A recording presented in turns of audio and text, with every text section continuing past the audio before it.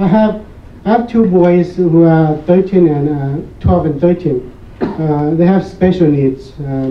My older son was born with, he had an accident right when he was born, so it affected his brain, and he can't speak or communicate except for certain gestures. So this story is about him.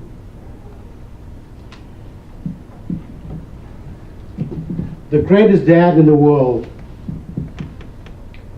My son was born 6 pounds, 2 ounces, a light boy.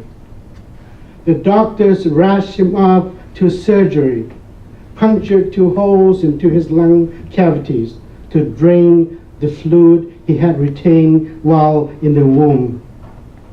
When they brought him back, he was tiny, shriveled, not even 4 pounds. He spent 2 months in the hospital, in the neonatal intensive care unit, in an incubator, wires and tubes attached to his mouth, nose, chest, and fingers. Doctors said his brain was shrinking, regressing. A part of it was drying from lack of blood. A stroke, a disease of old men. I spent those 2 months walking the hallways of the hospital, talking to myself, to heaven, to spirits of dead children wandering the hallways.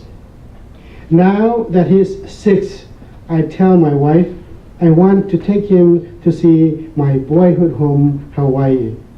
Very soon I will not be able to carry him around anymore, I tell her. So here we are, my family and I, in Maui, hiking up a 2-mile trail that climbs from the 7 sacred pools, along the river rim towards the Waimoku Falls, through a forest of bamboos and banyan, mangoes and guavas. When a man with a group coming down the trail calls me the greatest dad in the world, I am momentarily elated with pride and joy, then guilt and shame. I remember those 2 months walking the hospital corridors, asking, why me? Why my son? What will happen to me in my old age? What will happen to him in his old age?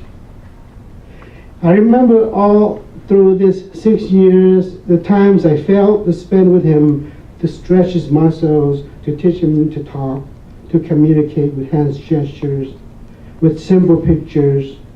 I remember the times I failed to change his diapers, letting him sit or sleep in his own ways. And I remember the times of despair, wondering what it would be like to walk with him into a fire, or to sleep quietly into a dark pool. Yet we continue up the path, walking through a light ring, then sunshine again, till finally we reach the falls. A 100-foot braid of needle spray and foams dropping from the lip of the mountain, plunging into a dark pool.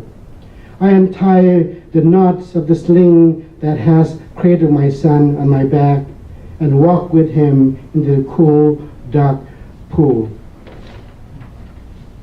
He turns, looks into my eyes, and smiles, his only method of communication. And as the waters wash over us, his smile tells me that yes, for this moment I am